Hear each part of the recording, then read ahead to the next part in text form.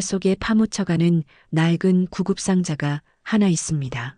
붉은 십자가 마크 위로 차가운 눈송이가 덮여가지만 그 손잡이를 꽉 쥐고 있는 손은 검게 그을려 있습니다. 영하 30도의 혹한, 숨을 쉴 때마다 폐가 얼어붙는 듯한 고통 속에서도 마지막까지 환자의 손을 놓지 않았던 사람들. 그들은 한국 사람보다 더 한국을 사랑했던 따뜻한 남쪽 나라에서 온 검은 천사들이었습니다. 오늘 이야기는 70년 전 낯선 설원 위에서 기적을 만들어낸 필리핀 의료부대원들의 뜨거운 헌신에 관한 기록입니다. 2025년 11월 필리핀 마닐라의 한 오래된 주택. 올해 96이 된 마리아 할머니는 창가에 앉아 빛바랜 흑백 사진 한 장을 하염없이 바라보고 있습니다.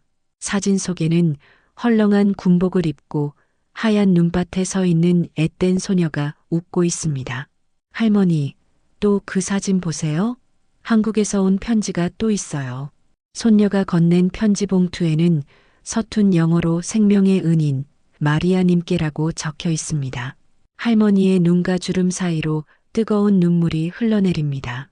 그래, 그 추웠던 겨울 우리가 지켜낸 아이들이 이렇게 자랐구나. 할머니가 기억하는 1950년의 한국은 어떤 모습이었을까요?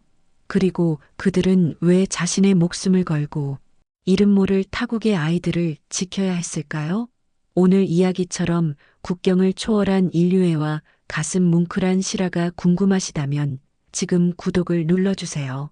여러분의 구독은 잊혀진 영웅들을 다시 기억하게 만드는 힘이 됩니다.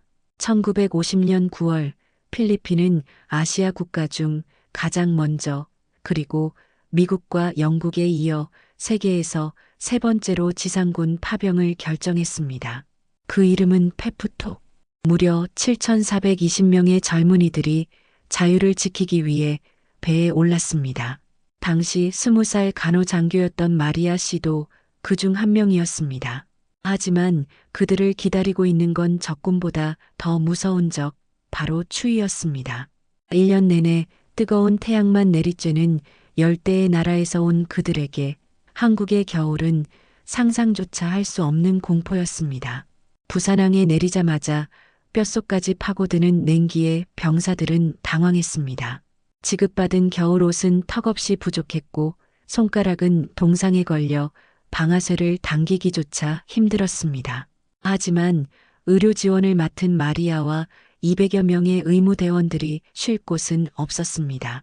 전선은 계속해서 밀려 내려왔고 야전 병원 천막 안은 비명소리로 가득 찼습니다. 살려주세요. 너무 추워요. 피를 흘리며 실려온 병사들은 상처의 고통보다 추위를 더 견디기 힘들어했습니다. 마리아와 동료들은 자신의 내복을 찢어 환자들의 동상 부위를 감싸고 체온으로 얼어붙은 링거액을 녹여가며 치료를 이어갔습니다. 그들이 돌본 건 군인들만이 아니었습니다. 폭격에 부모를 잃고 울고 있는 한국의 전쟁 고아들.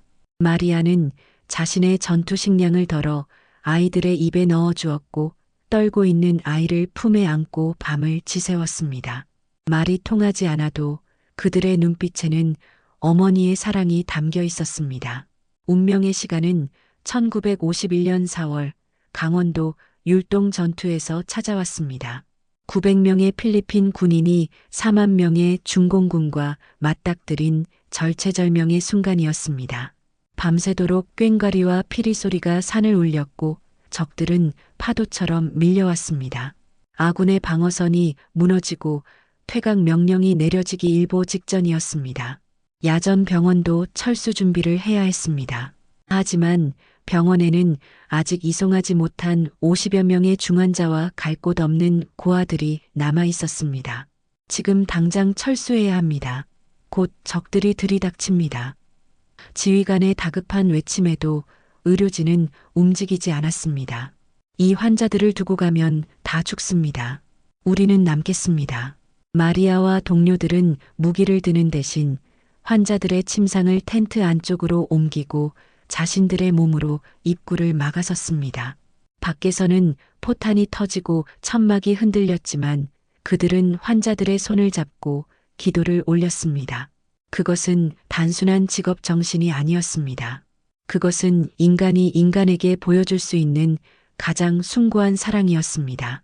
마리아, 무섭지 않아? 옆에 있던 동료가 떨리는 목소리로 물었습니다. 마리아는 붕대를 감던 손을 멈추지 않고 대답했습니다. 무섭지. 고향에 있는 엄마가 너무 보고 싶어. 하지만 이 아이들을 두고 가면 나는 평생 고개를 들고 살 수 없을 거야. 그날 밤 필리핀 병사들은 기적을 만들어냈습니다. 4만 명의 적군에 포위된 상황에서도 끝까지 진지를 사수하며 역습을 감행했고 결국 적을 물리쳐냈습니다. 그들의 용기 뒤에는 목숨을 걸고 뒤를 지키고 있는 102의 천사들이 있었기 때문입니다. 전투가 끝난 새벽 텐트 밖으로 나온 마리아가 본 것은 하얀 눈 위에 뿌려진 붉은 피, 그리고 그 위를 덮고 있는 필리핀 병사들의 시신이었습니다. 그들은 최후의 한 사람까지 물러서지 않고 싸웠습니다. 필리핀 부대는 이 전투에서 전사 15명, 부상 26명, 실종 14명이라는 피해를 입었지만 중공군 500명 이상을 사살하며 전선을 지켜냈습니다. 그리고 그 혼란 속에서도 의료진이 지켜낸 환자와 고아들은 단 한 명도 다치지 않았습니다. 전쟁이 끝난 후 마리아는 고향으로 돌아갔습니다. 하지만 그녀의 마음 한구석에는 늘 한국이 남아 있었습니다. 자신이 치료해준 그 어린 꼬마가 잘 살고 있는지, 자신이 붕대를 감아준 그 병사가 무사히 전역했는지. 세월은 흘러 그녀의 머리엔 흰 눈이 내렸고 기억은 흐릿해져 갔습니다. 필리핀의 경제 사정이 어려워지면서 참전 용사들의 삶도 팍팍해졌지만 그녀는 단 한 번도 한국을 원망하거나 파병을 후회하지 않았습니다. 우리는 자유를 위해 싸웠고 사랑을 위해 남았습니다. 그것으로 충분합니다. 그녀는 늘 이렇게 말했습니다. 그러던 어느 날 기적 같은 소식이 날아왔습니다. 한국의 한민간 단체와 정부가 필리핀 참전 용사들을 찾기 시작한 것입니다. 마리아가 구해줬던 그 전쟁 고아들이 이제는 어엿한 할아버지, 할머니가 되어 그녀를 찾고 있었던 것입니다. 오늘 마리아 할머니는 그들이 보내온 초청장을 가슴에 품습니다. 75년 전 잿더미였던 그 나라가 이제는 세계 10위권의 경제대국이 되어 자신을 부르고 있습니다. 한국 정부는 참전용사 후손들에게 장학금을 지급하고 낡은 집을 고쳐주며 그 은혜를 갚아나가고 있습니다. 할머니는 떨리는 손으로 사진 속 젊은 자신에게 말을 건넵니다. 보이니? 우리의 피와 땀이 헛되지 않았어. 그들이 잊지 않았단다. 필리핀이 한국에 보내준 7,420명의 병력, 그중 112명이 전사하고 299명이 부상을 입었습니다. 율동 전투 기념비에는 이런 문구가 새겨져 있습니다. 자유를 위해 싸운 그대들의 고귀한 피가 이 땅에 영원히 흐르리라. 우리는 너무나 오랫동안 그들을 잊고 살았는지도 모릅니다. 우리가 누리는 이 평범한 일상은 영하 30도의 추위 속에서 반팔을 겹쳐 입고 떨면서도 우리를 지켜준 그 검은 천사들의 희생 위에 세워진 것입니다. 마리아 할머니는 한국으로 떠나는 비행기 안에서 창밖을 내려다보며 미소 짓습니다.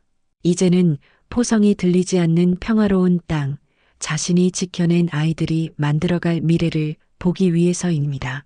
국경을 넘어, 시간을 넘어 이어진 이 아름다운 인연. 이것이야말로 전쟁의 상처를 치유하는 진정한 인류애가 아닐까요? 여러분, 혹시 길에서 필리핀 사람을 마주친다면 따뜻한 미소 한번 지어주시는 건 어떨까요? 그들의 할아버지, 할머니가 우리의 생명의 은인일지도 모르니까요. 오늘 밤 지구 반대편에서 우리를 위해 청춘을 바친 필리핀 참전 용사들에게 감사의 마음을 전하며 영상을 마칩니다. 이 이야기가 여러분의 마음에 작은 울림을 주었다면 구독과 좋아요를 부탁드립니다. 따뜻한 댓글 하나가 그분들에게 큰 위로가 됩니다. 시청해 주셔서 감사합니다. 지구촌 감동이었습니다.